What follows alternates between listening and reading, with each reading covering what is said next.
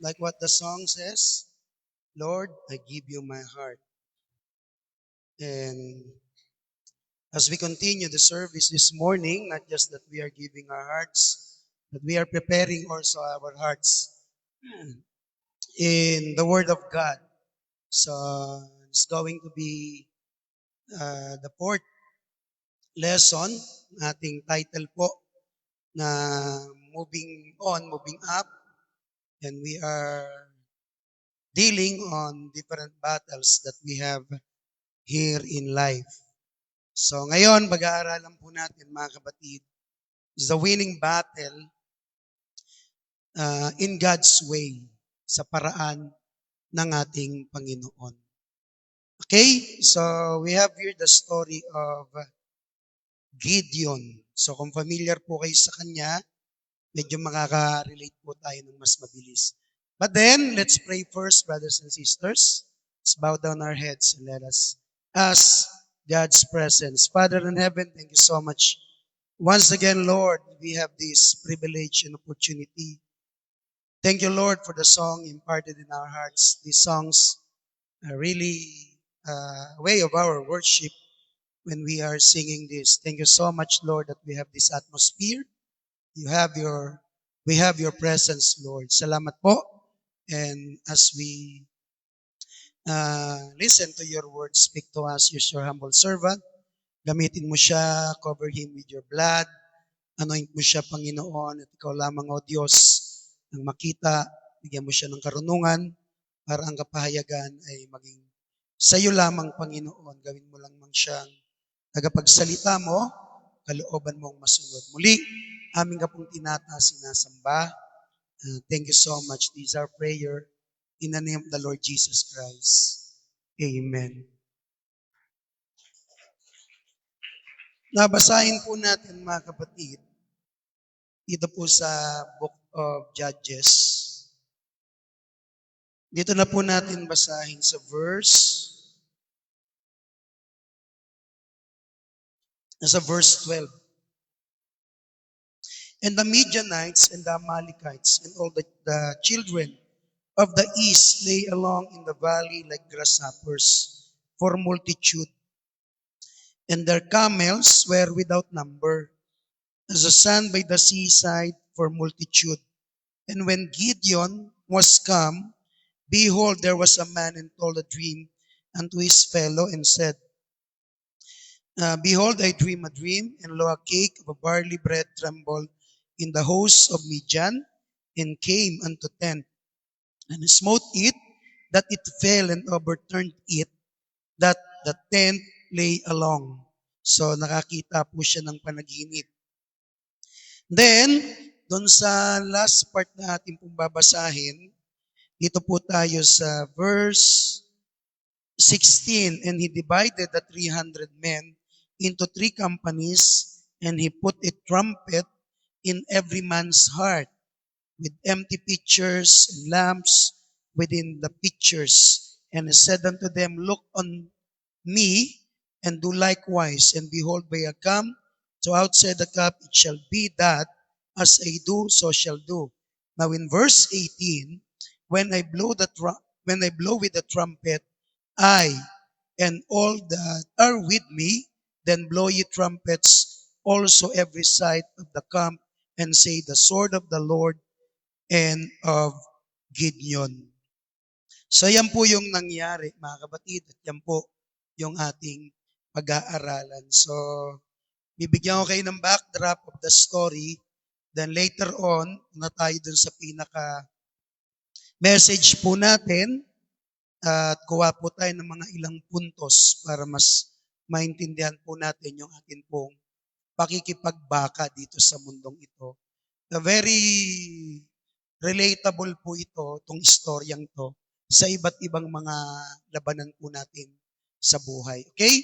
So, batiin mo yung katabi mo, sabi mo, congratulations, nakarating ka, tapos pwede na po kayong umupo.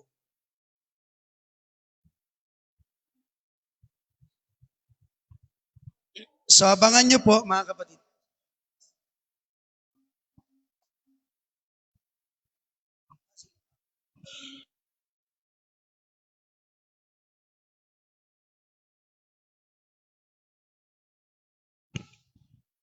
Okay. Yan. Sige, palakas mo ng konti.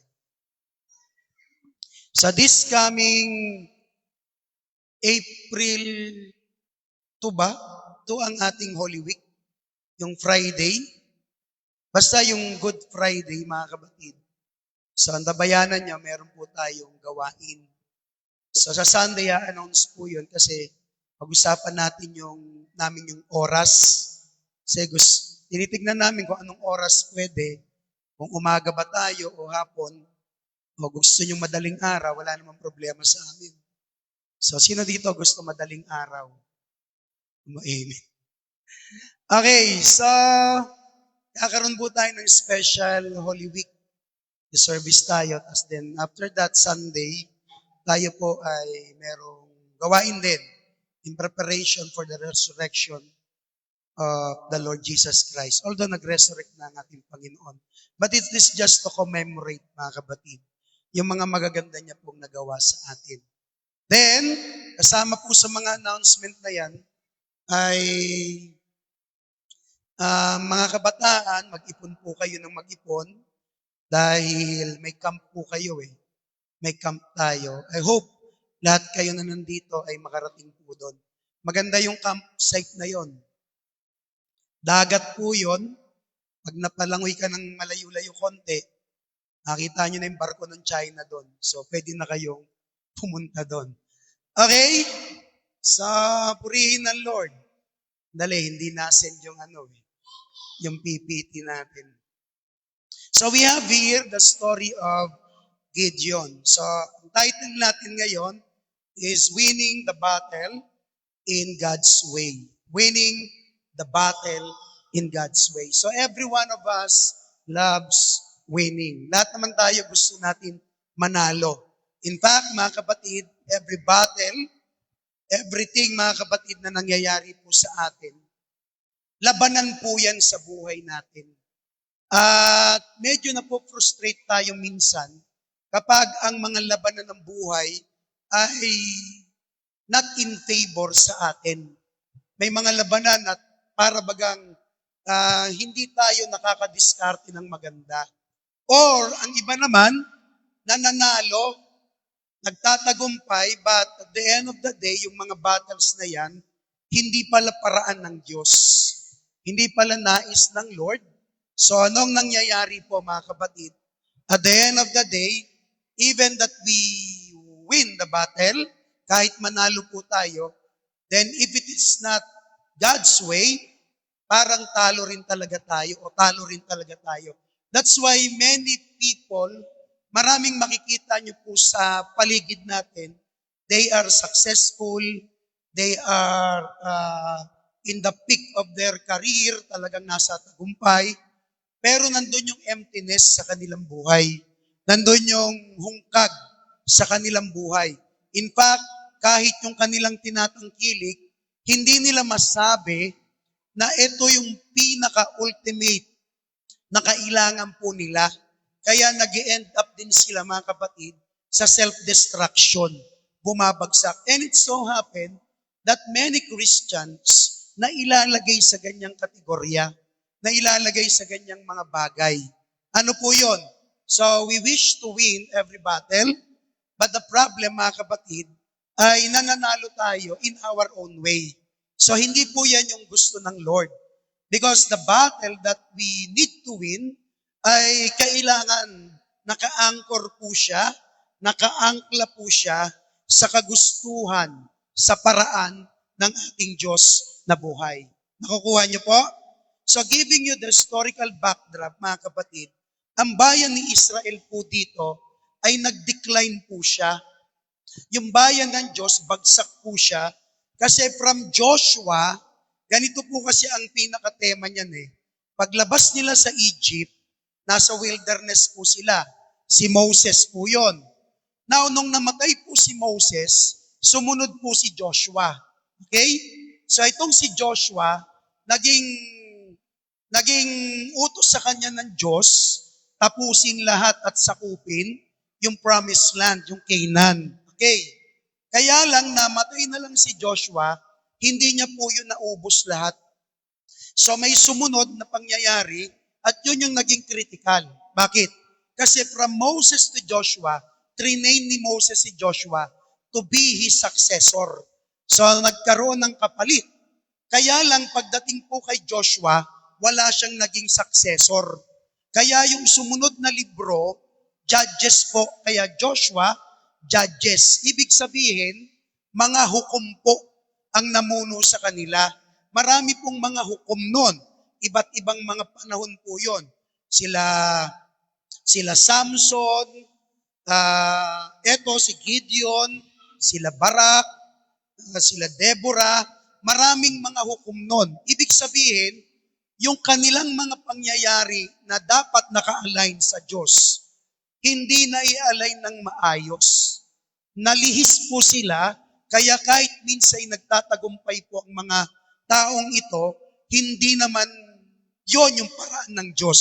So from here, mapifigure out na kagad natin na may mga panalo tayo sa buhay na ito, but at the end of the day, hindi pala yun ang gusto ng Diyos. Nakukuha niyo po? Now, yun yung first result. Sa istorya ni Gideon, mga kapatid, ito ay sa Judges nakasulat. At ang mga remarkable things po dito ay yung paulit-ulit na bagay na nangyari po sa kanila. Ayan po. So from this period, kasalanan, i-oppress sila ng kaaway, and after that oppression, they will be crying for help to God. Ang Lord naman, tutugunin sila, i-deliver sila. Kaya lang, after that they receive the deliberation, magre-relapse na naman po yun. So babalik na naman sa cycle. Kakasala sila, mauupres, mapagod, iiyak sa Diyos. Ang Diyos, mga kapatid, tutugunin, magre-relapse na naman yon. Nakikita nyo dito pa lang, mga kapatid, na parang ikaw, parang tayo. Tama? Nagkakamali tayo, lalapit tayo sa Diyos, iiyak tayo, mangangako tayo, Lord, hindi ko na po ulitin. Diba? Nagsisisi naman tayo. Ang Diyos naman tutugon sa atin.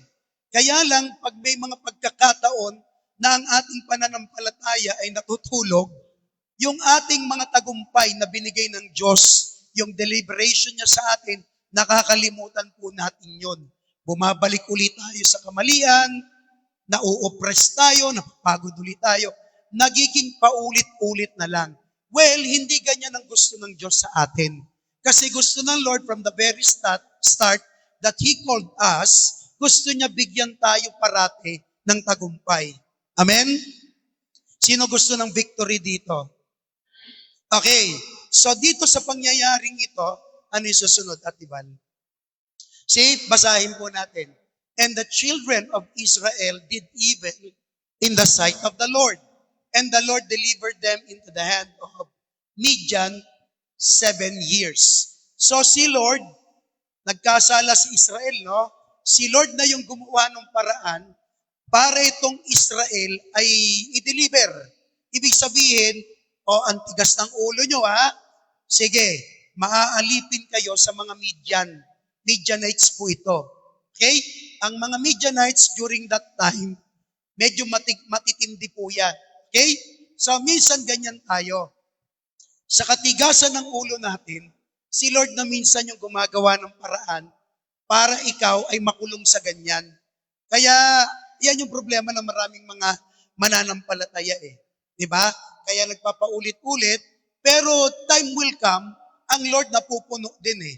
Ang Diyos, mga kapatid, may hangganan din para sa atin. Hindi naman para tayo ipahirapan o parusahan, kundi para tayo ituruan. Nakukuha niyo po? Pasensya na kayo sa boses ko ha, kasi nag-concert tayo eh. Okay, verse 2. And the hand of the Midian prevailed against Israel. And because of the Midianites, the children of Israel made them the dens, which are in the mountains and caves and strongholds. Ang bigat. Ang ginagawa ni Israel, mga kapatid, magtatanim yan. So habang magtatanim sila, alagaan nila yon. Kaya lang pag-aani na po sila, ang nangyayari po nun, pupunta po yung mga kalaban. Tapos yung mga kalaban, ang gagawin po nun, yung kanilang mga tinanim na aanihin, yun po'y kinukuha po nila.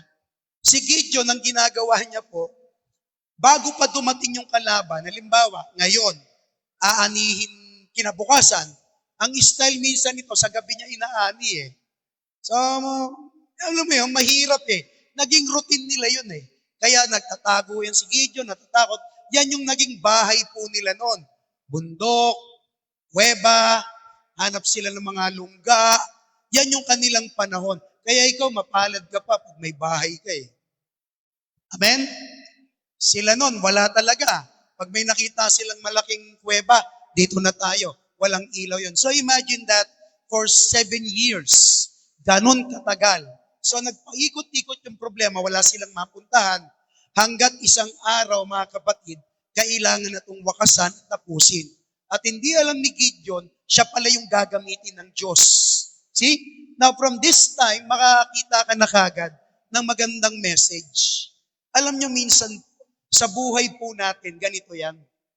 Naghahanap tayo ng solusyon sa mga pagsubok ng buhay natin, mga problema.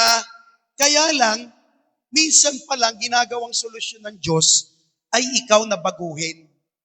Hindi talaga minsan problema ang problema, kundi tayo ay gustong baguhin ng Diyos. Naintindihan niyo po? Dito ang naging solusyon ng Lord, tinawag niya si Gideon. Sabi niya kay Gideon, halika, ikaw ang gagamitin ko. Sabi ni Gideon, teka lang Lord, hindi po ako pwede. Kasi mahirap ng pamilya ko at doon sa angkan ko, ako po yung pinakamahirap. Parang simpleng sabihin niya, Lord, wag ako yung pinakapangit. Tignan mo yung katabi mo. Hindi yan. Okay? Sabi niya, Lord, wala akong kakayanan. Hindi ako uubra. See, minsan ganyan po tayo eh. We are degrading ourselves where in fact, the Lord that we serve, mga kapatid, siya yung nagbigay sa atin ng kapangyarihan. So ang problema, mga kapatid, hindi pala yung problema, hindi ang Midianites, kundi yung Israel na hindi nila nakikita na meron silang dakilang Diyos. Naiintindihan niyo po? So from here, ano yung mapapansin po natin? Lagay mo, Atibal. See? And Israel was greatly impoverished because of the Midianites. Durog po sila. And the children of Israel cried unto the Lord. So this time around, mga kapatid, nakita nila, sobra na ito, pagod na kami. Then they cried out unto the Lord. So, nangyari po dyan, tinugon sila ng ating Panginoon. Ano yung lesson na makikita po natin dyan? Tignan natin, Atibal. So, the first one is the real battle, not just the Midianites. Hindi talaga yung Midian, but the fear, our dependence, and our identity. Wala po yun sa Midianites, nasa atin po yun, nakila Gideon po yun. See, hindi mo naman minsan problema ang gasolina eh. Hindi natin problema ang pagtaas niyan. Ang problema natin, natatakot tayo. Baka pag tumaas yan, wala ka nang kikitain. Tama? Nakukuha niyo na? Ang problema natin, mga kapatid, ang ating kalagayan, dinidepende natin sa ayuda ng gobyerno, sa pangako ng presidente, sa pangako ng boss, sa pagtaas ng sahod. Hindi po ganon. Dapat nakadepende tayo sa Diyos. Nakuha niyo? Kaya dito, hindi problema kung gaano kalaki yung kanilang kalaban. Ang tanong, kanino sila dumidepende? Pangatlo, yung kanilang problema, yung identity nila. Na lost, na wala yung kanilang identity. See, tinawag sila ng Diyos, dakilang bayan, and from the very start, pinatunayan ng Diyos, ang biyaya, doon pa lang sa Egypt, nung sila'y tumawid sa dagat na pula, sa ilang, sa promise, going to the promise, lahat yun ay binigay ng Lord. So they forgot their identity, that they are peculiar people. They are selected. Iba sila. Sabing ganun ng Lord. Iba ka. Sabi mo nga sa katabi mo, iba ka. Yan yung problema ng marami. Hindi natin nakikita. Akala natin na tayo sa paligid natin, kagaya natin ang mga taga-sanlibutan. No, it's not. Ang problema natin, yung identity natin as the children of God, as a child of the living God, nawawala sa atin. Nakakalimutan natin na anak tayo ng Diyos. Dapat lagi mong naaalala, pag may pagsubok ka, anak ako ng Diyos. Amen? Pag may sakit ka, anak ako ng Diyos. Hindi ako pababayaan. That's your identity. Ako'y Kristiyano. Kaya lang, yun yung problema netong mga taong ito. So, ano po ibig sabihin po nun, mga kapatid? Tuloy natin natibal. So, and the Midianites, the Amalekites, and all the children of the east lay along in the valley like grasshoppers or multitude. So, ang ginawa po nila, susugurin po etong mga sila Gideon. Sabi ng Bible, para silang mga tipaklong sa sobrang dami. Nakakita na po kayo ng tipaklong? Di ba? Tumatalon-talon, tapos pag nagkumpulan yan, nakakatakot. Nung maliit pa kami, nilalaro lang namin yung tipaklong eh. Pero pag marami na, mga kapatid, ibang usapan na yon. So, outnumbered sila, sabi ng Bible, para silang kasindami ng buhangin sa dagat. So, ganun lang din-describe. So, ibig sabihin, sobrang dami. Okay? Napakatindi ng kanilang kalaban. Ngayon, merong paraan ng Diyos, mga kapatid, para talunin yung mga yon. So, si Gideon, he faced the Midianites. So, this enemy was so very vast. Sabi ng Bible, like a locust. Tapos, outnumbered sila, unmatched sila. Wala silang panama, wala silang pang-ubra. But you know what, brothers and sisters?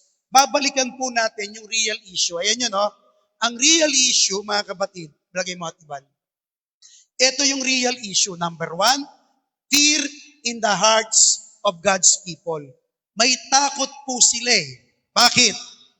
Nung nakita nilang sobrang dami ng kalaban, nakita nila mga kapatid, nung nakita nila, hindi nila nakita ang kakayanan ng Diyos. Umusbong yung matinding takot po sa kanila. See? Imagine niyo yon. Yung panahon natin ngayon, critical yan eh. Diba? Hindi mo alam kung kailan pabababa ang gasolina. Hindi natin alam. Kung tumagal tong gera, mga kapatid, tumagal ng 5 taon, hindi natin alam. Tumagal ng ilang buwan. Saan ka kukuha? Pero walang problema doon, mga kapatid eh. Ang tanong doon, dumating man yung mga bagay na yan, ano ba talaga ang pinoproblema mo?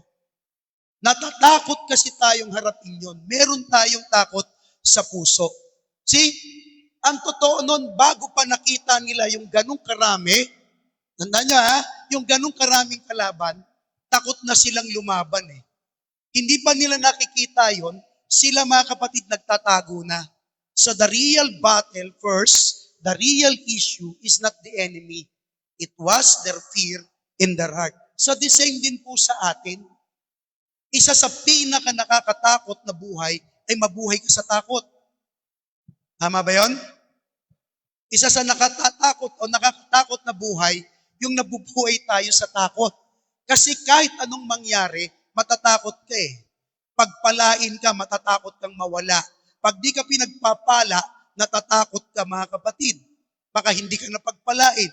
Walang mailugar mga kapatid. Pag malusog ka, iniisip mo, paano pag nagkasakit ako? Pag nagkasakit ka naman, sasabihin mo, paano ako gagaling? Si balik-baliktaran lang eh. Nakukuha ninyo? Kaya kahit saan kang anggulo pumunta, pag may takot ka, wala kang maiisip na positibo. Yun yung problema ng mga Kristiyano ngayon.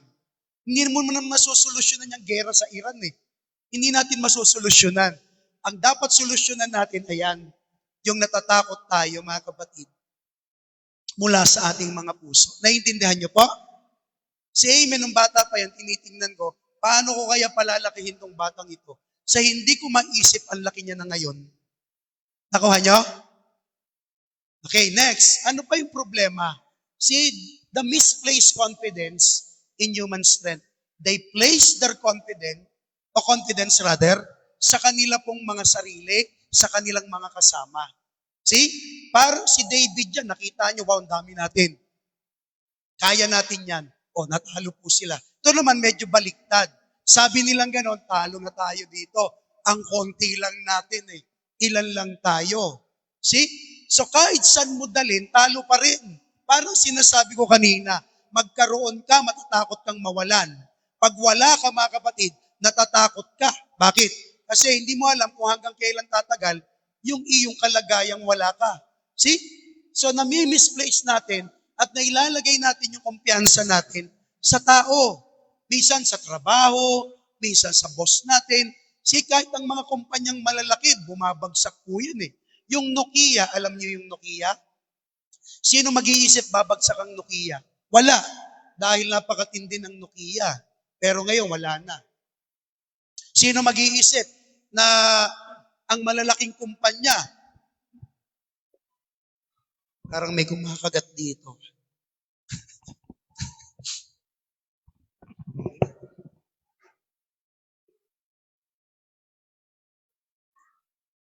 Ang galing mo naman, may kumakagat. Nasa live, nagtanggal. Ganun ang pastor nyo rito. Kagat ng kagat. Matamis yata yung kinain ko eh. Balik tayo. So, na-misplace yung confidence. Church, wag mong i-misplace yung confidence mo. The fact na nandito ka, dapat alam mo yung kumpiyansa mo sa Diyos. Amen? Pangatlo, Atibal. See, a broken identity as God's chosen nation. Basag na basag po sila rito. Alam nyo kung bakit? Hindi nila nakita yung kanilang pagkakahirang sa Diyos. Mula sa Panginoon, tinawag sila ng Diyos. Special silang mga tao. Amen? Tingnan mo yung katabi mo. Sabi mo sa kanya, special ka, kapatid. Pagandahin natin, special kang anak. Huwag mong Englishin. Special child. Basag, broken identity. Tayo, pag tayo humaharap sa mga pagsubok, tandaan niyo po ito lagi. Anak ka ng Diyos. Isa kang maharlika, kumbaga. Isa kang pinagtutuunan ng Diyos ng kanyang oras at panahon. Sino tayo, mga kapatid? Sabi ng Bible, kung sinong nakipag-isa kay Kristo, siya'y bagong nilalang. Lahat ng lumay na wala, kasama po sa naalis sa atin yung ating lumang pagkakakilala, your identity before. Inalis yun. At ang identity mo na ngayon ay Christian. Kristiyano ka. From the name of our God, Christ, nilagyan ka ng yan. Kaya tawag sa iyo'y Christian. Amen? So, tingnan natin yung susunod. So, the battle here, our battles are not just problems, not just trials or opposition. Hindi lang yan, mga kapatid eh. Pero tingnan nyo yung sanlibutan dyan lagi nakapokus. Diba? But, yung takot tayo, yung fear of failure. Yung paano pag nagkamali ako? Paano kapag bumagsak ako? Paano pag di na nagtiwala sa akin? And the next fear natin, the next battle natin, yung nagkakaroon tayo ng alinlangan sa mga pangako ng Diyos.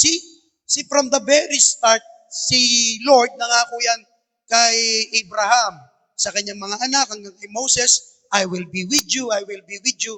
But here comes, mga kapatid, facing the Midianites, hindi nila naririnig ang pangako ng Diyos. Yung pangako ng Lord, para bagang nawala na sa kanila. Nagda-doubt na sila. And no wonder, mga kapatid, marami pong mga ganyang Kristiyano ngayon. Lalo na if you are facing crisis sa buhay mo, nasaan baga ang pangako ng Diyos? Nasaan yung kanyang sinasabi sa salita niya? See, ito talaga yung madalas nating problema. We question the Word of God. Amen? When in fact, the Word of God must question us eh. Yun yung dapat. Pero tayo, binabaliktad natin, may nakasulat at matibay nakasulat, then we place question mark. Sabi ng Lord, I came here, not just the thief in the night, because the thief came to kill, to steal, and to destroy. But I am come that they might have life. See? Magkaroon ka ng buhay. At sabi pa ng Lord, magkaroon ka ng masaganang buhay. Alam nyo po, pag may problema po kayo, mga kapatid, i-recite nyo po yung mga pangako ng Diyos. Naintindihan nyo po? Kaya dapat alam din natin ang salita niya eh. Alam natin ang Word of God. Halimbawa, ikaw ay may sakit. Sabihin mo ang kanyang pangako. Pasa ka sa Exodus, ang Diyos ang aking tagapagpagaling. See? Kapag ikay naguguluhan, sabihin mo sa Isaiah, ang Diyos ang prinsipe ng aking kapayapaan. See? Pag ikay napapagod, ikot mo yung sa Matthew, bibigyan kita ng kapahingahan. Ang Bible ay punong-puno ng pangako ng Diyos. Kapag kinakapos ka, sasabihin mo, ang Diyos ko ang may-ari ng ginto at pilaka. Kapag nagugutom ka, kapag ikay naguguluhan, kapag may mga sitwasyong mahirap ipaliwanag, sabihin mo, ang Diyos ang aking ilaw, hindi niya ako pababayaan. I-recite mo yung pangako. The best way to fight negativities in our lives, mga kapatid, is to recite the promises of the Lord our God. Not to doubt on the promises of the Lord our God. Amen? Tapos yun nga, dependence on self instead of God. Ito mabigat ito, mga kapatid. Kasi maraming Christian, we place our dependency sa ating mga sarili. Pag ikay merong magandang trabaho, pag magandang business mo, maayos ang relationship mo, maganda kalusugan mo, akala mo hindi guguho ang mundo mo. But once that you put your dependence sa iyong sarili, diyan ka na babagsak. Bakit kanya? Marami ng ganyang gumawa. David, nilagay sa sarili niya, bagsak. Si Gideon, nilagay sa sarili niya, wala na kami, talo na kami, bagsak, mga kapatid. In any form, mga kapatid, kapag inilagay natin ang pagtitiwala, ang pagdidepende sa sarili natin, that's the first step for our fall. Nakukuha ninyo? Yan na yung simula sa iyong pagbagsak. Kaya instead na sa sarili natin, sa Diyos tayo, mga kapatid, magtiwala. Amen? See, may crisis tayo ngayon. Kahit pinagtatakpan ng gobyerno, mga kapatid. Pero tingnan nyo naman, nagtiwala ka sa Diyos, hindi ka niya bibiguin, hindi ka niya pababayaan. Nakukuha niyo po? Next, Atibal. Ayan. Hindi ko nilagay yung yung Ephesians chapter 6 verse 12. See, sabi ng Bible, we do not wrestle against flesh and blood. Hindi tayo nakikipagbaka sa dugo, sa laman. Ang labanan nito ay principalities, ang laban nito mga rulers of the darkness of this world. Darkness ang kalaban natin. Kaya power against power, rulers of the darkness of this, against spiritual wickedness in high places. Kaya yung labanan ito, mga kapatid, tatandaan nyo, spiritual. Hindi ka naman pababagsakin ng kaaway sa financial na walang kinalaman niya sa pagbagsak mo sa spiritual. Lahat, tandaan nyo lahat ng ginagawa ng kaaway, pasimula lang yan dahil ang target niya talaga, spiritual ang bumagsak sa iyo. Pero gamitin mo lahat ng mga ginagamit niya para lalo ka namang tumatag sa iyong spiritual. Pag binigyan ka ng sakit at trabaho ng kaaway, pabagsakin ka spiritual. Pero pag tinanggap mo yung sakit at naranasan mo, pagtibayin mo yung iyong spiritual, sabihin mo, may Diyos ako na hindi ako pababayaan. Kaya kung ano yung weapon na ginagamit niya, yun yung gamitin mo para din sa Kanya at para din sa'yo na tumibay ka. Hindi tayo pwedeng umatras. Dahil nung nakita nila Gideon, yung kalaban, hindi binaklas ng Diyos yung kalaban. Hindi niya kinontian. And this is the twisting plot, mga kapatid. Ang kinontian niya, sila Gideon. See? 32,000 sila Gideon. Sabi ng Lord, are you ready to battle? Pili ka. 32,000 Lord. Outnumbered sila. Kalaban nila, million yan Daan-daang libo yan. Ang dami. Tapos against 32,000, sabi ng Gideon, ang konti namin, Lord, 32,000 lang kami. Sabi ng Lord? Hindi, ang dami yan. Lahat ng namimiss yung asawa, pauwiin mo. Biruin mo, umuwi 22,000. Siguro natira puro binata.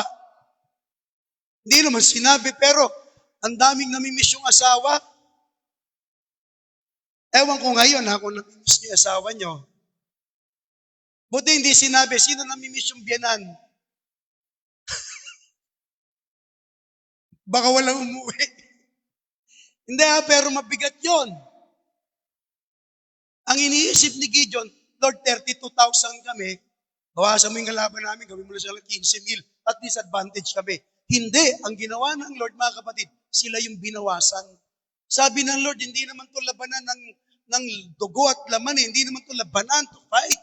Para makipag-iskrimahan kayo dyan, makipagpanaan kayo dyan, kaya ikaw ang babawasan ko. Sabi ng Gideon, Lord, 10,000 na lang kami. Ganon kumilos ang ating Panginoon. So what happened, mga kapatid? Next, see? Pangalawa, God reduces the army. Binawasan, ito na yon, no? Breaking human dependence. So from 32,000, kasi mahaba to, no? From chapter 6 to chapter 8 yan. Di naman natin babasahin lahat. Baka makatulog ka na hindi ko pa binabasa, tulog ka na Paano pag binasa ko pa ito? So, ni-reduce ng Panginoon yung army. So medyo, kung ikaw kaya yun nandun sa posisyon na yun, ano kaya yung iyong mararamdaman? Bigat. Parang iniisip mo, Lord, sana sila yung binawasan mo. Ako yung binawasan mo. Hindi ba kayo nagtataka minsan? Minsan nagpipray ka, no? May boss kang nakakaasar. Pinagpipray mo na, pero magugulat ka, lalo kang nau-oppress, lalo siyang pinagpapala. Parang may mali. Di nyo nakita, mga kapatid, sa panahon ngayon? Nakakalimutan na yung istorya ng flood control. Napupunta na sa impeachment. Lahat naman yan okay, mga kapatid. Pero yung malalaking issue na wala, hindi mo ako politiko, mga kapatid, no? Pinapakita ko lang sa inyo, itong realidad sa atin. May mga bagay sa buhay nito, tandaan nyo po, dahil may paraan ng Diyos, minsan, hindi yan papabor sa gusto mo. Amen? Minsan yung gusto mo, yun yung ayaw ng Diyos. O madalas yung gusto mo, yun yung ayaw ng Diyos. Kaya dito, ang gusto ni Gideon malamang, Lord, ang dami nila, baka sana man lang tapyasin mo, gawin mo na lang silang, kahit Lord, 32,000 na lang, para pantay-pantay na lang kami, one-on-one, may laban pa kami dyan Sabi ng Lord, hindi. Babawasan ko kayo. Di ba magtataka ka? Ikaw na nagigipit, ikaw pa nababawasan. Tapos nakikita mo yung mga corrupt, sila pa yung no? May dalang maleta. Tayo, pag nagdala ng maleta, palayas Sila pag nagdala ng maleta, mga kapatid, bibili ng bahay at lupa. Tayo, lalayas na ng bahay. See? Para bagang, Lord, ba't ganon? Ang prayer ko sa iyo, Lord, mahuli silang lahat. Pero ba't ganon, Lord? Ako ngayon yung lalong nagigipit. Ano laman yan, Atibal? Tignan niyo maigi. And the Lord said to Gideon, the people that are with thee are too many for me to give the Midianites into their hands. Ito yung sabi ng Lord, masyadong maraming 32,000. Wag. Bakit? Yun yung tanong. Lest Israel vaunt themselves against me, saying, mine own hand hath saved me. Yun yung iniingatan ng Diyos sa Israel. Sabi ng Panginoon, wag, masyadong marami yan. Bakit? Kasi pag kayo nanalo, sasabihin nyo, wow, sa lakas ninyo, sa galing ninyo, sa husay ninyo, kaya nyo tinalo yung kalaban, magmamalaki kayo And no wonder, mga kapatid, maraming mga tao ganyan ngayon. Dahil sa kakayanan ko, kaya ako naging ganito. Dahil sa dahil sa kakayanan ko, kaya ako natatamasa ang mga ganito. Yan ang matinding problema ng mga tao ngayon. Sana walang Kristiyanong nahuhulog dyan. Sana walang Kristiyanong ganyan ang kaisipan. Kasi pag yan na, mga kapatid, yan na rin ang simula ng ating pagkatalo. Kaya yung vision ng ating Panginoon, ayaw niyang marami. Hindi siya magiging bida Ang goal ng ating Panginoon, mga kapatid, sa lahat ng sitwasyon ng ating buhay, tandaan ninyo sa kagipitan, sa kaginhawahan, sa pagkatalo o sa tagumpay, dapat ang Diyos ang naitataas. Amen? Yan ang tatandaan ninyo. Pag may sakit ka, pinupuri natin ang Diyos. Pag pinagaling ka, pinupuri natin ang Diyos. Pag nagigipit ka, pinupuri natin ang Diyos. Pag ikaw naman ay nakakaluwag-luwag, pinupuri pa rin natin ang Diyos. Sa lahat ng meron tayo sa buhay na ito, tandaan nyo lagi nating dapat itaas ang ating Panginoon. Lest these Israelites claim the glory for itself. Baka mamaya kunin na natin yung tagumpay sa atin at hindi na sa Diyos. Alam niyo po kaya inaalaw ng Lord. Ako naniniwala inalaw ng Diyos ang ganito kalaking problema sa Midianites para ma-realize nila, mga kapatid, na hindi sa lakas nila, hindi sa husay, hindi sa galing nila, kundi sa biyaya ng Diyos sila magtatagumpay. And the same application din sa atin. Hindi sa dami ng pera mo, hindi sa ganda ng trabaho mo, hindi sa ganda ng negosyo mo, hindi sa kalusugan at lakas mo, kaya ka nagtatagumpay, kundi lahat yan ay dahil sa biyaya ng ating Diyos na buhay. Amen? Yan ang maganda sa Lord, mga kapatid. Ano yung mga dapat nating maintindihan dyan, Atibal? Why did God do this? Because human strength competes with divine glory. Madalas po yan. See, ito yung pinagkukumpetensya natin eh. And then, the self-reliance, yan yung number one na nagpapahina sa iyong pananampalataya. Pag sinabi mo ng ako, sa akin, pag sinabi mo ng sa husay ko, sa galing ko, dyan na nawawala ang ating pananampalataya. Amen? Kaya kahit na anong nangyayari sa ating buhay, lagi kang titingin doon sa krus ng Kalbaryo.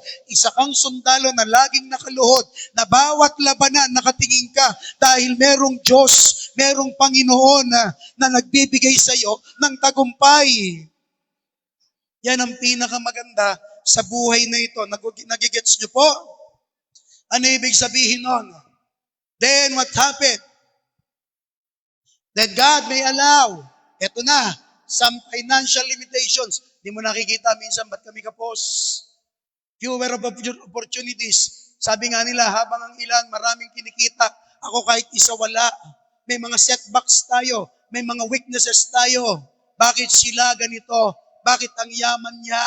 Bakit hindi ako anak ni ganito? Bakit ang nanay at tatay ko hiwalay? Bakit tuwing may negosyo ako bumabagsak, sila nagtatagumpay? Magbablog ako, walang nanonood, ako lang. Samantalang yung isa, wala namang, puro kabulastugan lang yung ginagawa. Ang daming mga nanonood sa kanya. Ang dami nating tanong, mga kapatid. But you know what, mga kapatid, sabi niya, not to destroy you, but to strip away self-dependence. Hindi naman para sirain ka ng Diyos eh. Hindi ka para wasakin ng Lord. Kung bakit may mga setbacks tayo, may mga limitations tayo when it comes to finances, may mga weaknesses tayo, may mga napaka-few na opportunities natin. Lahat ng ito inaalaw ng Lord, mga kapatid. Hindi para tayo ay wasakin, kundi para tagpas-tagpasin, ayus-ayusin lang tayo. Alam niyo ba po, kung maiintindihan niyo po ang pagtatanim, ang isa sa pinapanood ko po sa YouTube, yung pagtatanim ng grapes. Sa pagtanim pala ng grapes, kahit anong daming bunga, hindi pala nakakatulong yun. Kasi yung mga nutrients ay nahahalo sa marami. Kapag ang focus mo lang ay isang bungkus, yung isang bungkus na yon, kailangan mong i-strip yung iba para lahat mapunta sa kanya. Kaya yung isang bungkus na yun, magiging masarap na masarap po yun. Si ganyan yung principle ng ating Panginoon eh. Di ba? Kaya yung grapes na natitira, ginagawa nilang wine na masarap yun, binibenta nila ng mahal, kasi nakafocus lang sila doon. Hindi nila kailangan ito, hindi nila kailangan ng marami, hindi nila kailangan, mga kapatid. Bakit? Kasi baka sa sobrang dami, mahati-hati yung nutrients, mahati-hati yung pagkakabahagi ng mga minerals na kailangan, netong gusto lang nila. Sabi ko, tama, ganito yung Panginoon sa atin. Sa dami natin minsan hinihiling sa Lord, mga kapatid, hindi talaga natin alam kung saan tayo nakapokus. Kaya minsan may tinatagpas ang Diyos sa atin. Para sa pagtagpas na yon, nakapokus na siya sa pagpapaunlad ng iyong pananampalataya, sa pagpapalago sa iyo bilang mananampalataya. Minsan kailangan nating putulin, tagpasin, bawasan, para mas matindi ang dating po natin, mga kapatid. Kahit naman ikaw pag marami kang focus, hindi ka rin makakapokus. Tama? Pag marami kang gustong mapangyari, hindi ka rin makakapokus. Pero pag nandun ka lang, doon ka magtatagumpay. Tignan mo lahat na nagtagumpay. Mga kapatid, nag-focus sila sa iisang bagay. See? Ganyan din sa atin. May inaalaw ang Diyos. But it doesn't mean, mga kapatid, kapag ikaw ay tatagpasan ng Panginoon, ay gusto ka niyang sirain o wasakin. Hindi. Gusto ka lang pagtibayin, pagandahin, palaguin ng ating Panginoon. Naiintindihan niyo po? Buhay ba kayo? Next, Ate Val, ano nakalagay dyan? See, and he said to me, kay Paul, sabi ng Lord, my grace is sufficient for thee, for my strength is made perfect in weakness. See, nagiging perfecto, nagiging sakdal ang lakas ng Diyos sa mga kahinaan natin. Kaya don't question God, church. Huwag mong tatanungin ng Lord, Lord, bakit ako may sakit? Lord, bakit ako may ganito? Lord, bakit mabigat ang problema ko? Sasabihin kasi sa iyo ng Diyos, etong katagang ito, itong salita niya, anak, kaya ka nakakaranas ng yan para ang lakas ko ay maging sakdal sa iyo. Para ang kaluwalhatian ng Diyos makita sa kahinaan natin. Amen. Most gladly, therefore, will I rather glory in my infirmities, that the power of Christ may rest upon me. See, that's the second praise. Kaya niya gusto yun, naintindihan ni Apostol Pablo, para hindi siya magmalaki, kundi ang ipagmalaki niya ang Panginoon. Dahil sa pagtataas niya sa Diyos, listen, sa pagluluwalhati niya sa Diyos, ang kapangyarihan ng Diyos, ang kapangyarihan ng Lord ay nananahan sa Kanya. Yun pala yung susi. See? For us to be rested by the power of the living God, tanggapin mo lang ng tanggapin anumang mga bigat na yan and give it the glory to the living God. And take note, mga kapatid, afterwards makikita mo, doon maluluwalhati ang Diyos, doon mo mararanasan ang totoong kapangyarihan ng ating Diyos na buhay. Kaya tayo, mga Kristiyano, wake up. Itong labanan na ito, hindi tayo para sirain ng Diyos, kundi para tayo turuan ng ating Panginoon. Amen? Ano nakalagay dyan, Atibal? Pangatlo, then the strategy of the Lord, our God, listen very carefully, is very unconventional warfare. Pag sinabing unconventional, hindi siya yung natural, hindi siya yung ginagawa. Kasi dito labanan Wala na ba yung suot ko na? Malamig. Dito mga kapatid, labanan, gera. But you know, the problem, dahil gera yung labanan, ang kanila dapat sandata, basic. Hirap. Mali.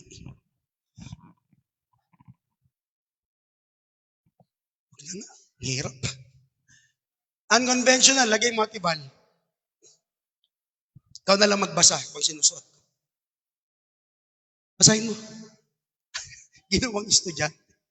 And he divided the 300 men into 3 companies. Ito mga kapatid, 10,000 binawasan na. 32,000. Nakita. Sabi ng Lord, ganito istorya niya na. So habang lalaban sila, sabi ng Lord, maraming 32,000. Bawasan mo, lahat na namimiss yung asawa, pauwiin. 22 umuwi, 22,000. Sabi ni Gideon, ang konti na nito, Lord, 10,000 na lang. Sabi ng Lord, teka lang, marami pa yan. Ha, Lord, marami pa ito? Oo, marami pa yan. Anong gagawin ko? Padaanin mo sa ilog. Lahat ng mga dadaan, iinom. Yung iinom na parang inumaso ko. Yung sinusubsob yung muka. Gumaganon. Sabi niya, pauwiin nyo. Yung iinom na inom tao, gagano. Tapos nakatingin ka. Yun yung isama mo. 10,000 mga kapatid. Ubos. 300 ang natira. Sino may 300 pesos? Para sumahod lang nakaraan, no? 10,000, 20,000. Ngayon tignan mo, 300 na lang. Diyan gagamitin ng Lord yung 300 na yan. Hawakan mo ito, makinig ka maigi ha. Hatiin mo sa 3. Isa sa akin, isa kay pastor, isa sa tatay ni Amen. Sa akin lahat yun. De, joke lang. Sabi ng Lord, hatiin mo sa 3. 300 men into 3 companies. And He put a trumpet. Very unconventional, no? Maglagay ka ng trumpeta sa bawat kamay nila. And with empty pitchers. Pitchel. Nakita na kayo ng pitchel? Ang pitchel, ginagamit namin yun sa inuman dati. Uy, kunyari pa yung lalaki, wala nag-i-amen, no? Ano ba? Tsaka lampara doon sa loob ng pitchel. Tingnan nyo, trumpeta, jar, tapos may lampara sa loob. Saan ka makakakita? Nalalaban ka sa matinding gera, dala mo pitchel. Sige nga, mang-hold up ka, pitchel, dala mo hold up to. Pitchel yan. Anong gagawin yan? Sige nga, manakot ka, dala mo yung pitcher, dala mo yung trumpeta, hold up to. O kaya, labanan natin yung China, mga kapatid. Sabay-sabay tayo. Lusupin natin ang barko ng China. Bakit? Kasi ino-oppress nila tayo. Okay, sige. Ano sandata natin? Pitchel.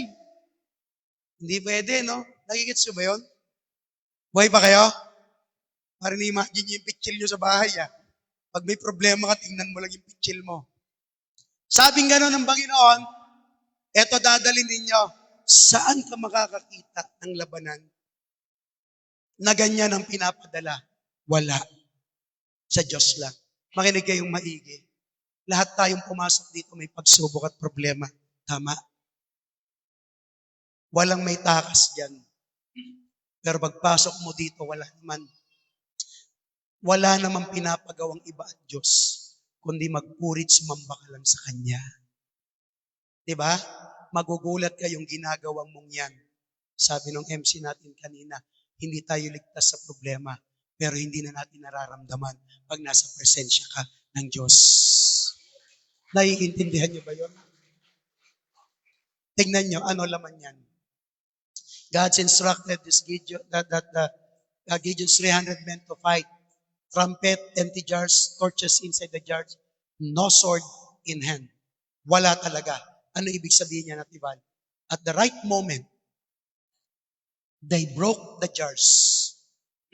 Right moment, they blew the trumpet and they shouted, the sword of the Lord and of Gideon.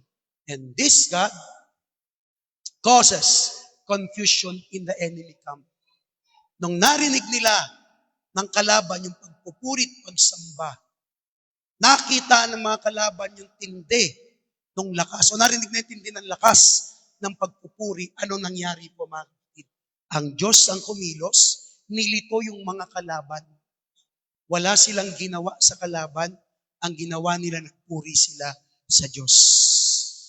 Ang Diyos kumilos sa kalaban para talunin. Nakita niyo kung paano kumilos ang Diyos? Church, wala kang magagawa sa problema mo. Ang tanging mong magagawa, itaas ang pangalan ng Diyos. Purihin ang ating Panginoon. Church, wala kang magagawa sa gasolina.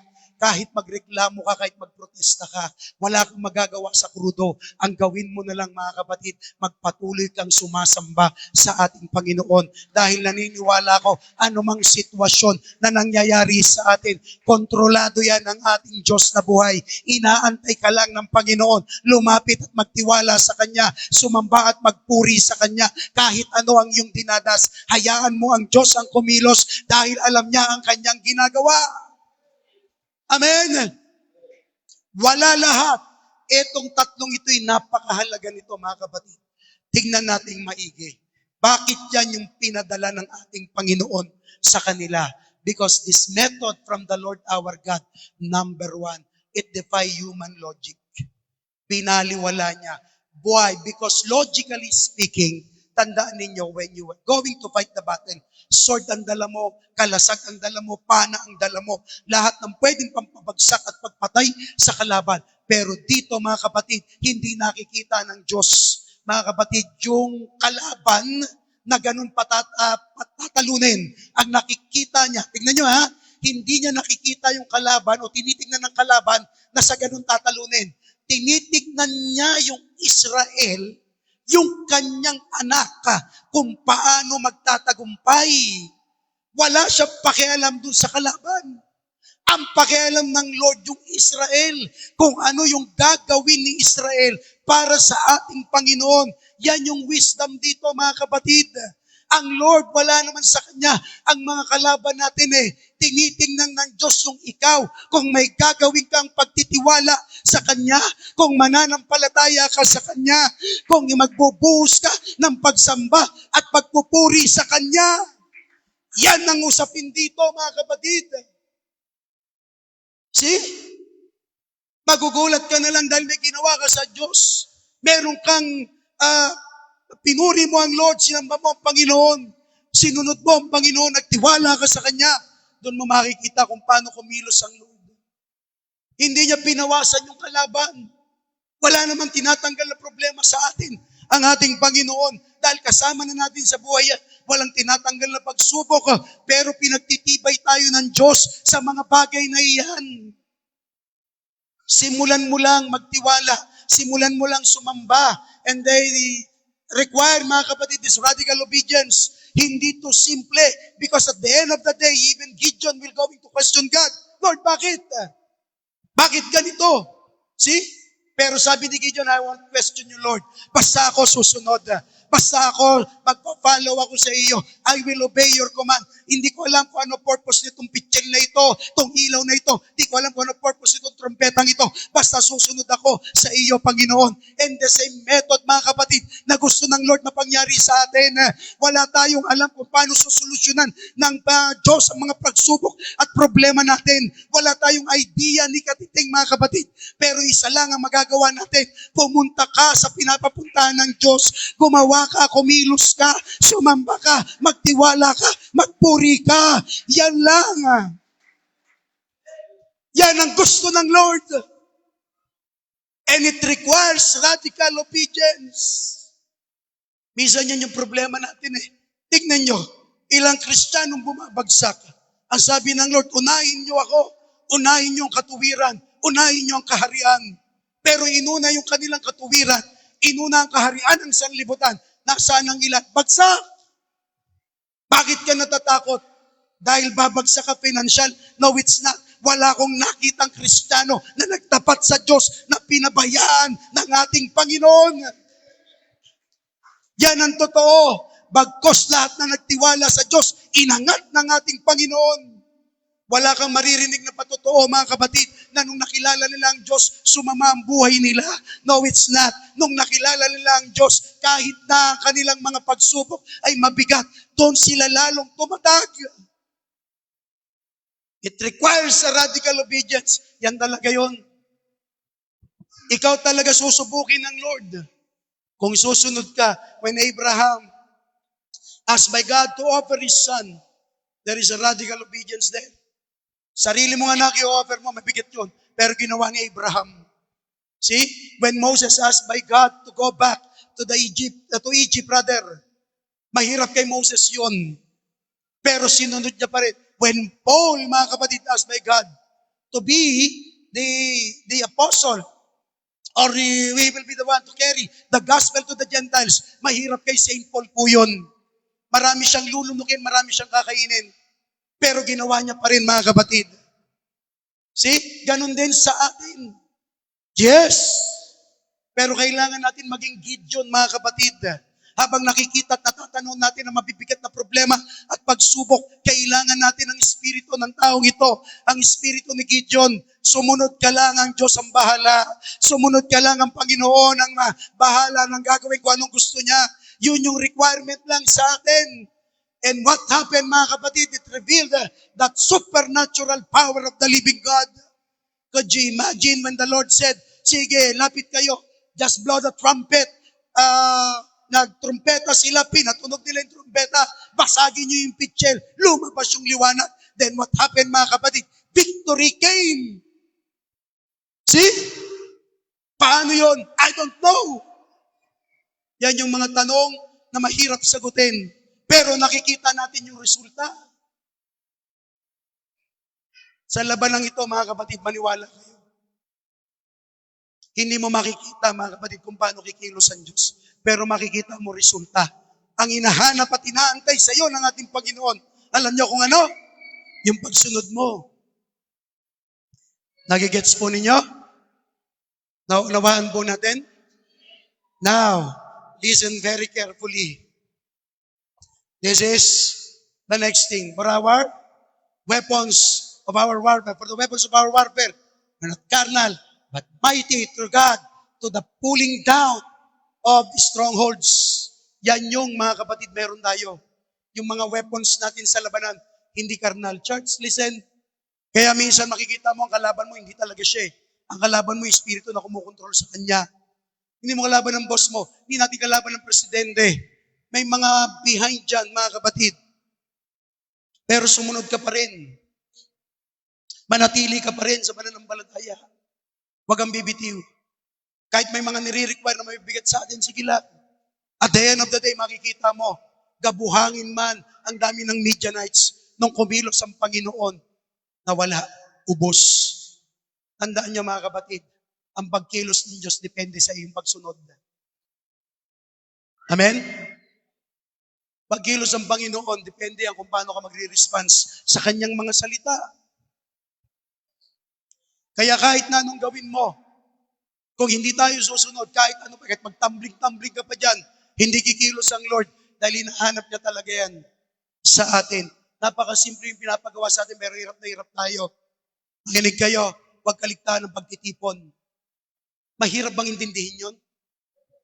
Seek ye first the kingdom of God and His righteousness. Mahirap bang intindihin yun?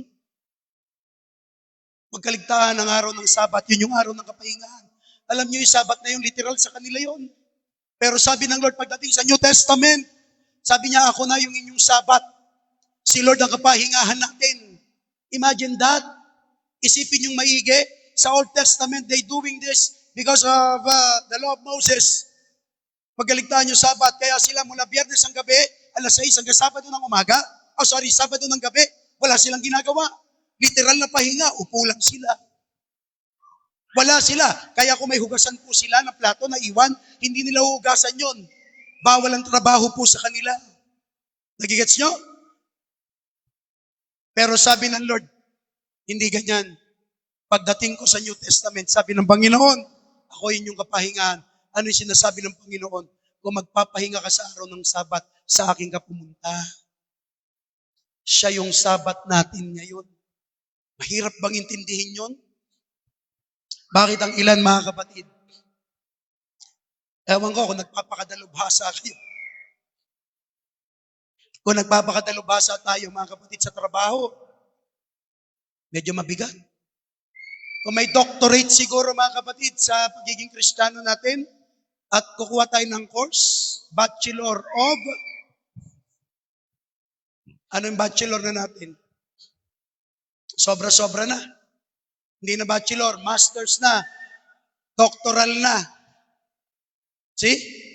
Nagpakadalubhasa tayo sa mga gawain sa labas, dapat sa gawain sa Panginoon. Amen? Huwag tayong padaya, tandaan niyo yan. Dahil ngayon, ang labanan ngayon talaga ibabagsak ka ng kalaban. Sa kahit anong hirap at bigat ng iyong sitwasyon, umawak ka sa pangako pa rin ng ating Panginoon. Amen? Hindi ordinaryo nangyayari ngayon, mga kapatid. Nagigets po ninyo?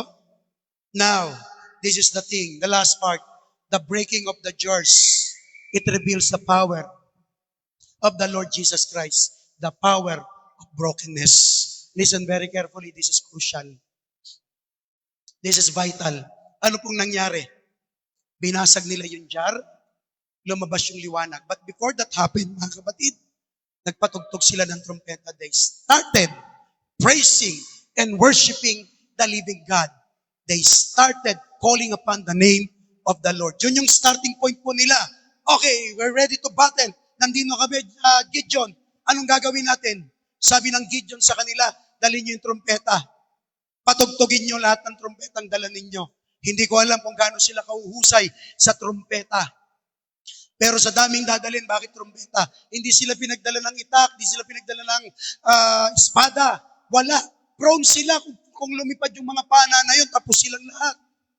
Kung bumaba yung mga kalaban o sinugod sila, tapos silang lahat. Pero itong twist, mga kapatid, inunahan na nila bago pa mangyari. Ano yung ginawa po nila? Pinuri muna nila ang Panginoon. Church, listen. Unahin mo muna ang Diyos. Uunahin ka ng Panginoon. Unahin mo muna ang Diyos. Uunahin niya ang mga kalaban natin.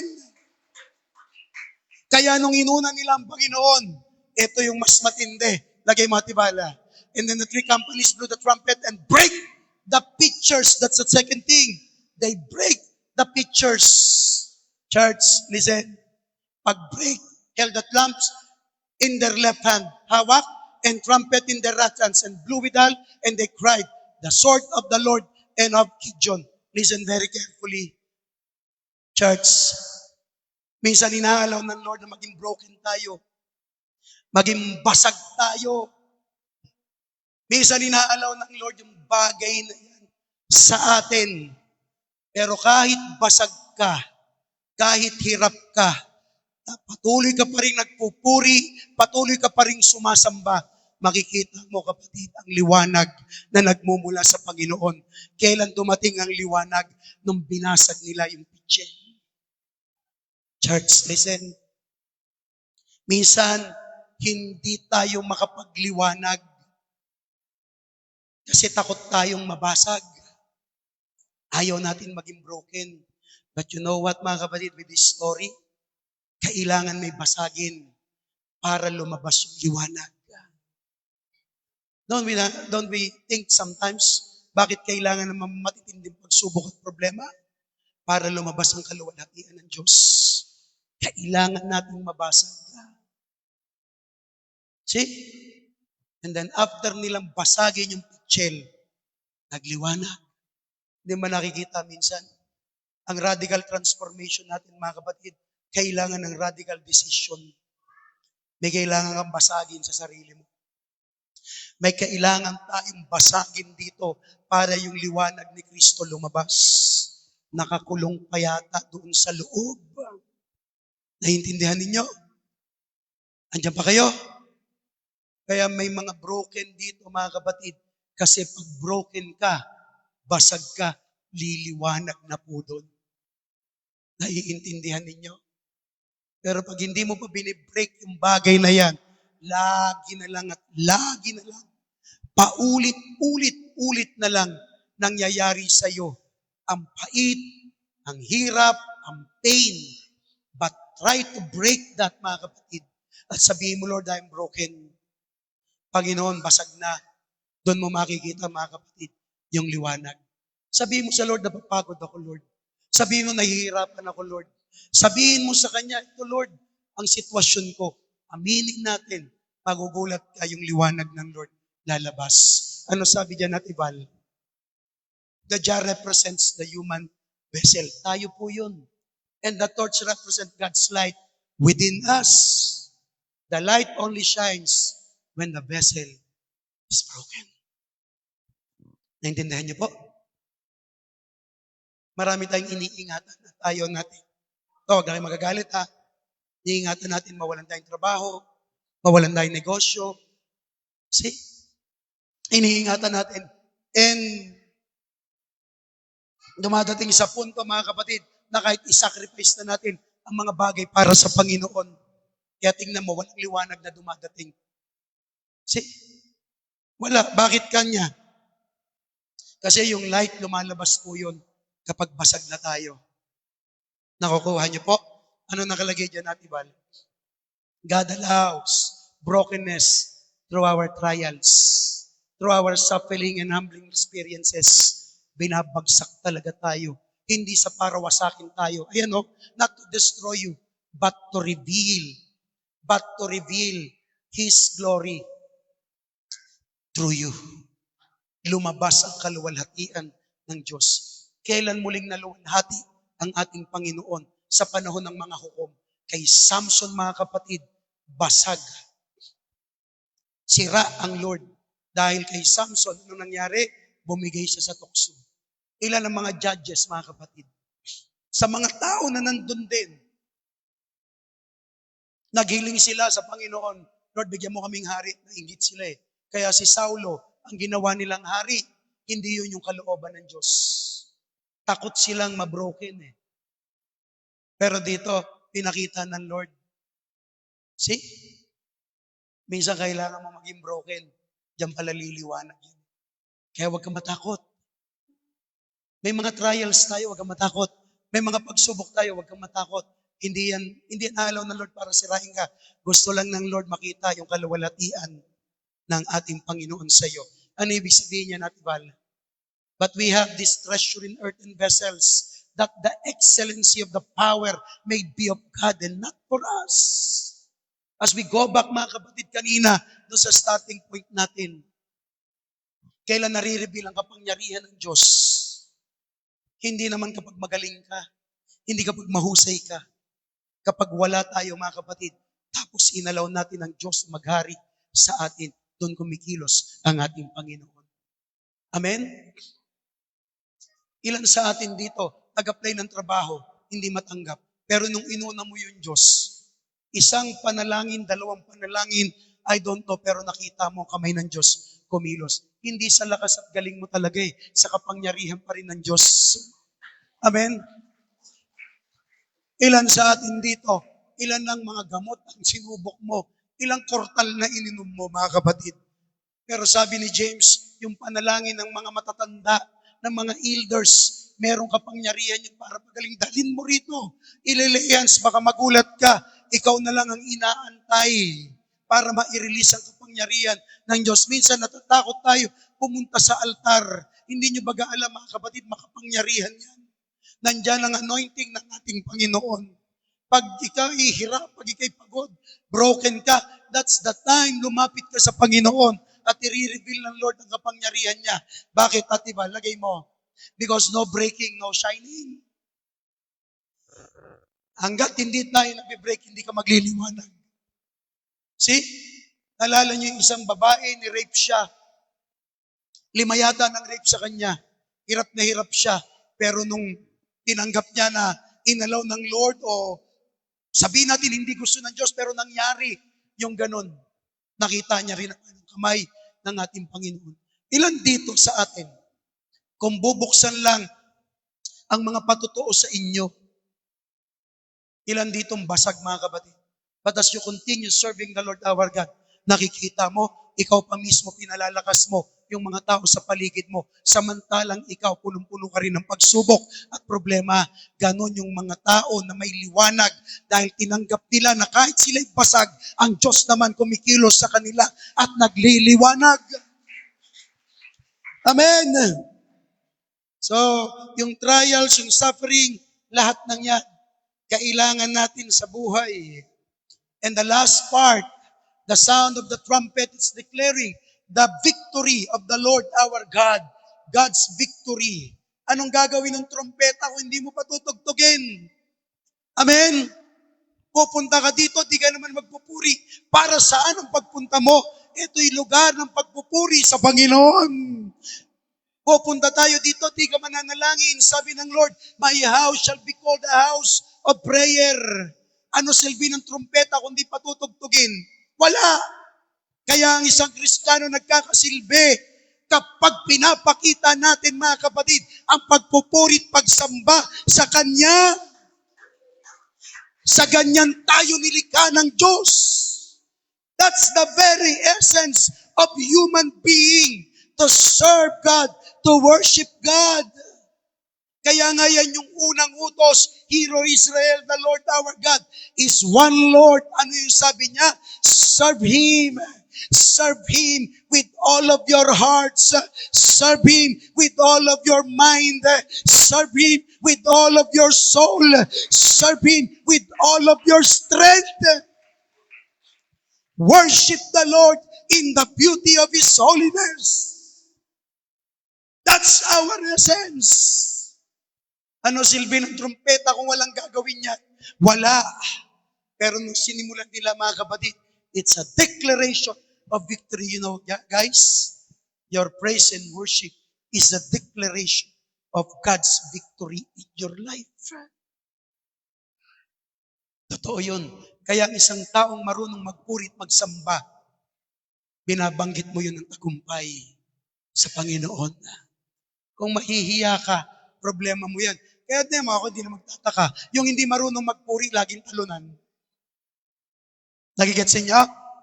Yung hindi marunong sumamba, talunan. Yung mga hindi marunong magbalik ng lugod sa Panginoon, talunan yan. 10 pinagaling, 1 bumalik. Gumaling, pero talo. Yung bumalik, yun yung nanalo. Gumaling na, nanalo pa. Marami pinagaling, pero talo pa rin eh. Naintindihan niyo po? Ano laman niya natin, Bal? Bal, pagod na ako, ikaw na magbasa. Trumpet in the radans, blew with all, and they cried the sword of the Lord and of Gideon. Sinama si Gideon, mga kapatid. Ito, ayoko sabihin to. Pero dapat makinig po kayo. Yung mga leaders, yung mga pastors po natin. Sinama dyan, no? Ang espada ng Lord at si Gideon. See? Tayo, mga leaders, yung mga pastors. Yan yung unang ginagamit ng Lord para po sa atin. Huwag mong babanatan, deng. Amen? Diyan ba kayo? Kahapon, mga kapatid, kain kami, nilibre kami ng isang kapatiran. Sabi niyan ganon, kain tayo.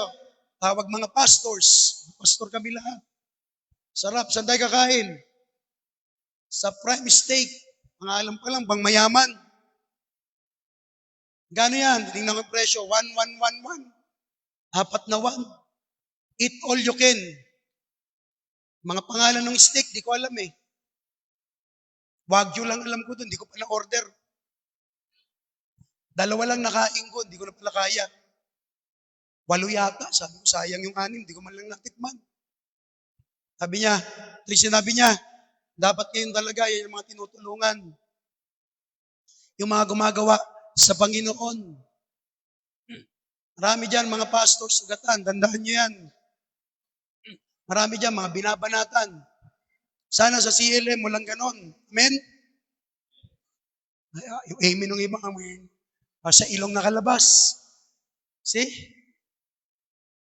Wag. Kasama nyo yan sa paglilingkod. I pray, magkaroon tayo ng mga pastors dito. Imagine niyo ilan yung kabataan tinitrain natin. O ba, maging pastor po si Amen. Pastor Amen. Patay, tingnan mo, ayaw matanggap nak. Kasi may mga bargada nito. Si Ken, Pastor Ken. You can do it. Pastor Josh, Pastor Bench. Diba? Tingnan mo, walang nag-amen. Parang ayaw niyo maging pastor itong mga to. E plano na ako sa mga yan. Kay King, wag na. Si King. Bishop, gagawin natin yun. Asa ba si King? Bishop.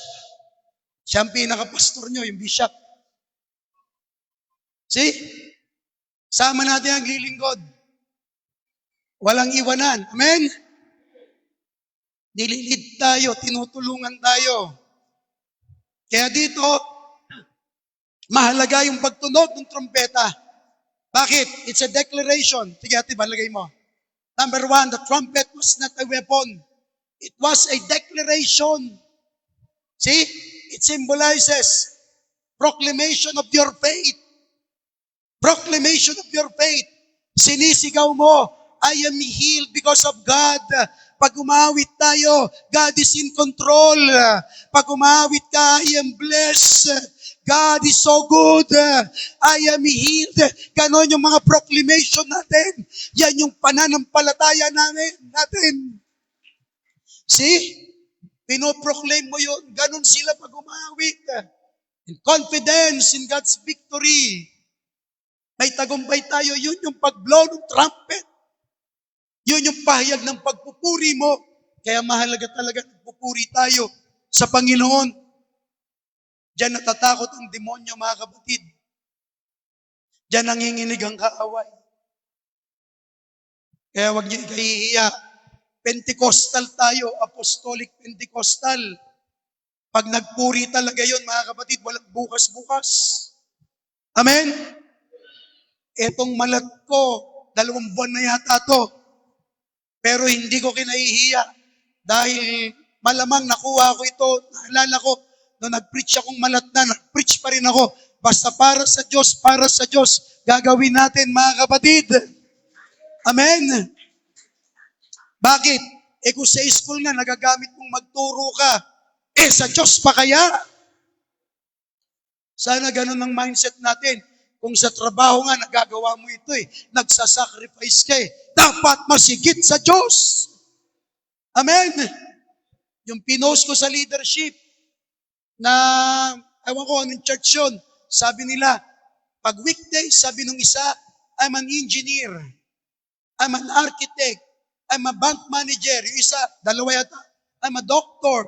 Pero pagdating nila sa church, sabi nila Sunday, I'm a volunteer song leader, worship leader, I'm a volunteer technician, I'm a volunteer musician. Lahat sila mga kapatid, nagpapagamit sa ating Diyos na buhay. Lahat sila nagpupuri. Lahat tayo dapat pagharap sa Diyos, tanggal lahat ng estrelya sa balikat. Dahil sa Diyos, siya lang ang pinakamataas. Amen? Ano ba, di ba? Wala na? Meron ba? Then how to fight? Dito natin tatapusin. Number 1, trust the Lord, our God. His process. Even when it feels like loss. Habang wala na, tandaan mo, may proseso. Ano sabi ni Ecclesiastes? Ano sabi? Lahat ng bagay may panahon. Time to be born, a time to die. A time to plant. A time to pluck up the plant. A time to heal. And a time to kill. A time to embrace. And a time to refrain from embracing. Pero sabi niya sa 11, He has made everything beautiful in His time. Amen? Tandaan niyo lagi may proseso ang Diyos. Huwag kayong bibitiw. Huwag kayong atras. Next, embrace the brokenness. Huwag sabihin, broken ako, talo ako. No, it's not. That's your time to shine. Amen? Ano ba, Tibal? Use spiritual weapons. Pray. Have faith in God. Ano sabi ng Bible? We have the shield of faith. We have the sword of the Spirit, which is God's Word. Ito yung sword natin, the breastplate of righteousness. Yan yung mga panlaban natin. Yung sa paa natin, the gospel of peace. Lahat yan sa atin. Next, ano pa? Then we have to declare victory before you see it. Church, itong technique natin. Sa sanlibutan, to see is to believe. Kailangan mo nang sabihin, bagsak sila para masabing panalo ka. Sa atin bilang Kristiyano, sabihin mo ng panalo ka. Sabihin mo muna, tagumpay ako dahil sa Diyos. Makikita mo yung pagkabagsak ng kalaban. Inuuna sa atin ang tagumpay bago ang labanan. Sabi ni Jehoshaphat, for the battle is not yours, but God's. Ganun din kay Gideon, ang labanan ay hindi sa iyo, kundi sa Diyos. Kaya bago pa yung labanan magsimula, i-declare mo na, panalo ako, panalo ako, panalo ako, may tagumpay ako, may tagumpay ako, may tagumpay ako. Amen. I-declare nyo kagad. May kapangyarihan niya, mga bunganga natin. See? Hindi mo mapapansin. Pag sinasabi mo, wala nga akong pera Magugulat ka, wala kang pera. Pag sinasabi mo, ang sakit ng katawan ko, magugulat ka, masakit na pati balakang mo. Kaya tatalinuhan nyo. Sasabihin mo, marami kong pera, marami kong pera. O, tignan nyo, pag pera talaga, gustong-gusto nyo Totoo yun, marami akong pera. May bonus ako ngayon, kahit wala silang binibigay. Di ba? Di mo alam. Malay mo, tumama ka. Tumama ka sa pader. I-declare mo agad. Sabihin mo, gagaling ako. Ano sakit mo? Gagaling ako. May sakit ako sa bato. Gagaling ako. May sakit ako sa gout. Gagaling ako. Ganun kagad yun. Magaling na ako. lalabanan mo yung mga doubt mo. Amen? Next, yung last natin, stand still and let God fight. Sino lumaban? Si Lord ang lumaban sa kanila. Walang ginawa sila Gideon. Napakasimple lang yung ginawa. Nagpuri sa Diyos, tapos na. Amen? Pag nagpuri ka sa Diyos, tapos na tayo. Oo. Ngayon, gawin ninyo, magpuri kayo sa Lord, tapos na preaching. Hindi pa eh. Sige na, magpuri na kayo. Pagod-pagod na ako. Palakpakan natin ang Diyos. Ano nakalagay, Ate Val? Ayan o. O di tapos. Inaantay lang tayo magpuri sa Lord eh. Amen? Tayo mga kapatid, at pasalamatan natin ang Diyos. May tagumpay sa atin. Huwag kayong malulungkot. Huwag kayong matatakot. Kasama natin ang Diyos. Amen? Huwag kang maguguluhan, huwag kang magugulumihanan. May Diyos tayo mga kapatid. Kahit na nahirapan ka, napapagod ka, may Diyos tayo. Kahit financial breakdown ka, may Diyos tayo. May sakit ka, may Diyos tayo. May pinagdadaanan ka, may Diyos tayo. Lahat yan, may Diyos tayo. Hindi tayo papabayaan ng ating Diyos. Bakit? Ang Diyos natin, laging may control sa ating buhay. Amen? Yan ang tandaan ninyo. See? Pentecostal tayo eh. Pero itsura nyo mga kapatid, Biyernes Santo. Wag. Pasalamatan natin ang Diyos. Magpuri tayo sa Lord. Basagin nyo mga pitchil nyo ngayon mga kapatid. Para yung liwanag lumabas. Basagin natin ano man yung meron tayo dyan. Para yung kaluwalhatian ng Diyos lumabas. Pagtularan ng Lord ang ating nangyayari. Huwag kang matakot. Masakit tayo sa bigay ng Diyos. Ano yung pinagdadaanan mo? Nasa bigay ng Diyos. Amen. Glory. Hallelujah. Oh God. Hallelujah.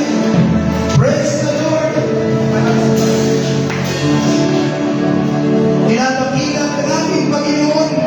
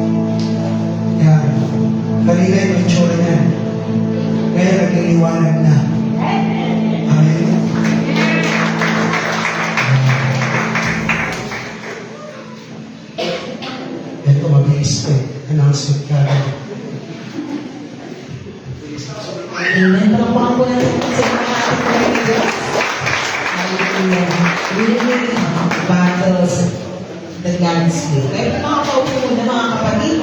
At ating kong pinagano ang ilang announcements habang pinaprepare ko yung mga red envelopes para sa ating tithes and offerings. Sige po, hindi ko po sa ating gawain, pupunta tayo lahat at makinig po tayo sa ilang announcement. Okay, Sunday service po, alas 8 pa rin tayo next week. So that will be the last Sunday for the month of March. Kung po kayo mawawala. No? At sa ating po Bible study, ito yung service natin. 7 o'clock po yan ng Wednesdays hanggang alas 8:30 po ng gabi. Prayer meeting po, Fridays naman yan ng 7 o'clock hanggang 8 o'clock. So it varies depende sa schedule, but regularly yan po yung ating pong gawain. May discipleship tayo mamaya. Everybody say amen. Kasi ito yung mga estudyante. Okay, 1:30 po yan hanggang alas 3. Medyo po mamaya subject natin, Life of Christ pa rin. Okay? Sakto kasi nag-Holy Week. Patuloy natin pag-aral ng mga turo ng ating Panginoon sa Kristo. Okay, so ads natin ang kanilang exam ay ngayong buwan din. So ipagpatuloy po natin ang ating mga learners. Konti na lang, grabe na sila. At yung sinabi po natin Pastor kanina, sa dati po April 3, sabihin niyo po, April 3. Yan. So, April 3 po, alas 2 ng hapon, yun po yung ating huling service. So, maganda no, kung paano tayo niligtas ng Panginoon, kung paano siya nagsakripisyo para sa atin. Gawin din natin kung sacrifice ito mga kapatid na offering para sa Kanya. Iwalong po tayo ng ating huling service, ang ilang po mga detalye ay ibabato po sa ating tuwing pagkatapos ng ating gawain ng Sunday at syempre sa ating mga Diyos. So again, April 3 ang ating Holy Week service, alas 2 po yan ng hapon. Okay. Sa inyo po mga sobre, nakalagay po sa may papel. Okay, lagay niyo po yung pangalaw kung kayo nahihiya sa pag-offer natin sa Lord.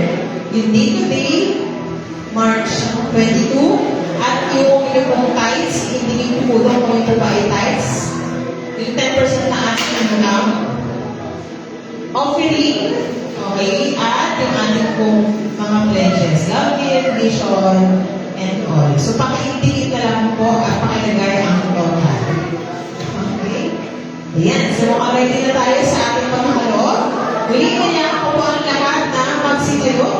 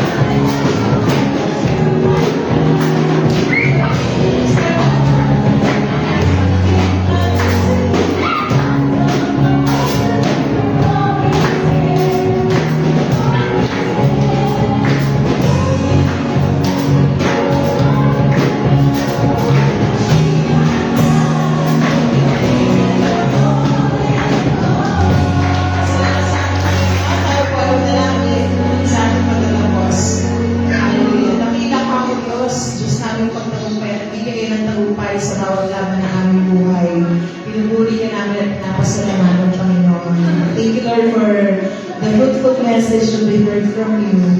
We just want to praise you, Lord, for all the good things you've done. O Panginoon, maharap po kami sa maraming laban sa aming buhay. Marami kaming pagsubok, marami kaming pinagdadaanan, Panginoon. Maraming mga sitwasyon na hindi po namin pinili, mga kalagayan na hindi po namin makokontrol. Pero salamat, dahil may Diyos kami, Panginoon, na nagtuturo sa amin gumagabi sa amin kung paano kami magtatagumpay sa aming mga pananampalataya. Lord, thank you for awakening us, Lord. for giving us, Lord, the opportunity to hear your message na sa araw-araw po namin buhay kami maging kagaya ni Gideon, Panginoon. Sometimes, Lord, we look at ourselves na puno-puno, Lord, ng insecurities, naaawa kami sa aming mga sarili, nakakabag kami sa aming mga kalagayan, Lord. Pero, nais po namin buksan niyo ang aming mga paningin. Ang aming pananampalataya na may Diyos kami nagbibigay ng tagumpay, na hindi kami iniiwan, hindi kami pinababayaan, at higit sa lahat, hindi po kami pinagkukunan. Dalangin po namin, Panginoon, na ang bawat naming buhay, ang bawat sandali, Lord, ay talagang maging buhay ng pagpupuri sa inyo, Panginoon, ng pagsamba. Sa lahat ng pagkakataon, mapili namin ng tama at dalangin namin, Panginoon, na mauna ka namin sa lahat ng pagkakataon. Sa lahat ng ito, Lord, minamahal at sinasamba ka namin. Salamat din, Panginoon, sa mga ikapu at alay na amin po maibabalik sa inyo sa mga sandali ito. Gamitin niyo po itong daluyan ng pagpapala para sa iglesia ng ito, Panginoon. We believe, Lord, na sufficient po ang inyong grace, sabi niyo po kanina, sa pangangaral. And every day, Panginoon, dalahan po na po kami po na may sufficient na grasya na nagmumula sa inyo. Dalangin po namin, Panginoon, na patuloy pong pagyamanin ang aming po mga sources of income para, Panginoon, patuloy po kami makapagkaloob, makapagbigay ng tama, Panginoon, at na nararapat po na pagbabalik ng pagpuling pagsamba sa pamamagitan ng mga yaman na ipinagkatiwala niyo po sa amin. Lord, we pray sa mga may karamdaman po sa mga oras na ito, patuloy niyo pong iunat ang inyong mapagpalang kamay, mapagpagaling na kamay sa kanila, Panginoon. Ano man po ang karamdaman, emotional, Lord, physical, Panginoon, dalangin po namin na sama-sama ang agaran po nilang pagdilig, speedy recovery, Panginoon, ay sumakanila. We also pray, Lord, na gamitin niyo po kami sa buong isang linggo. Lead us, Lord, to the people, Panginoon, ang pag-ministerihan namin, mag-share namin ng gospel, mag-testify namin kung gano'ng makabuti. At higit sa lahat, Panginoon, dalangin namin, Lord, na huwag niyo pong alisin sa amin ang joy ng aming salvation, palagi sa aming paggawa at sa aming pong paglilingkod at paglakad sa pananampalataya. Sa aming pag-uwi, ingatan niyo po kami, Panginoon, at ibalik sa mga sunod pang gawain. Dalangin po namin, Lord, na ang mga salita, Panginoon, na aming napakinggan ay tumingo po sa aming puso't isipan. Lord, we just want to thank you, Lord, for making us sometimes broken para, Panginoon, lumabas po yung liwanag na ibinigay niyo po sa amin. And we believe you're the light of the world. And kami, Panginoon, ay tinawag mo rin bilang ilaw ng sanglibutan ito. Magliwanag dawa ang iyong kalulatian sa amin. Ito po ang aming